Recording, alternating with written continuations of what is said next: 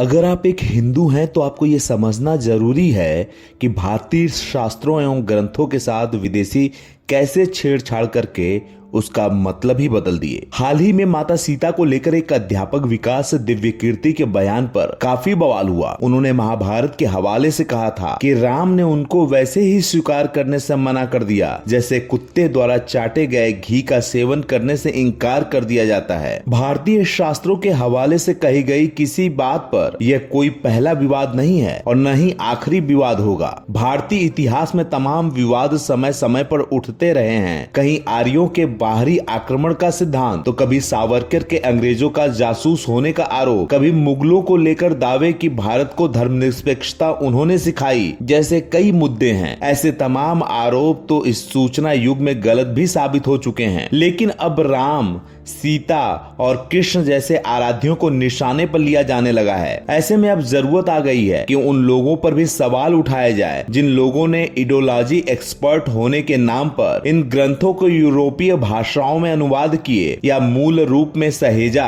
Max Muller और उनके gang के इरादों को लेकर वाकई में एक बड़ी पड़ताल की जरूरत है। भारत में वेदों को श्रुति कहा जाता है। हजारों सालों से कागज या पांडुलिपि ना होने के जमाने से ही उन्हें कंठस्थ करने की परंपरा रही है। ऐसे में जब भी उनको और उनके बाद के ग्रंथों जैसे उपनिषद, रामायण, महाभारत, पुराण, भागवत गीता आदि को जिसने भी लिखकर सहेजा होगा उसकी कॉपी कैसे तैयार की होगी। तमाम विद्वान राजा महाराजाओं के दरबार से जुड़कर उनके लिए इस ग्रंथों की कॉपियां तैयार कराने का काम करते थे। नालंदा और तक्षशिला जैसी संस्थाएं भी अपने पुस्तकालयों में इन्हें सहेजती थीं। लेकिन विदेशी आक्रमणकारियों ने ऐसे तमाम पुस्तकालयों को आग के हवाले कर दिया। ऐसे में कोई भी ग्रंथ आज तक ऐसा नहीं मिला जो एकदम उसी रूप में हो जिसमें लिखा गया था। रामायण के उत्तरकांड में तमाम ऐसी बातें हैं जो शुरुआती अध्यायों की प्रकृति से मेल नहीं खाती। श्रुति फल भी युद्ध कांड से पहले ही लिख दिया गया था। श्रुति फल यानी जो ये पढ़े हनुमान चालीसा होई सिद्धि साखी गौरी सा, यानी वो अंत में होता है। फिर सीता की अग्नि परीक्षा की बात कब जोड़ी गई किसी को नहीं पता। मनु संहिता पर भी तमाम तरह के स्त्री विरोधी होने के आरोप लगते हैं। कहा जाता है कि वेदों को किसी महिला या दलित ने सुन लिया तो उसके कान में पिघलाकर शीशा डाल देना चाहिए। जिन वेदों की ऋचाएं अपाला,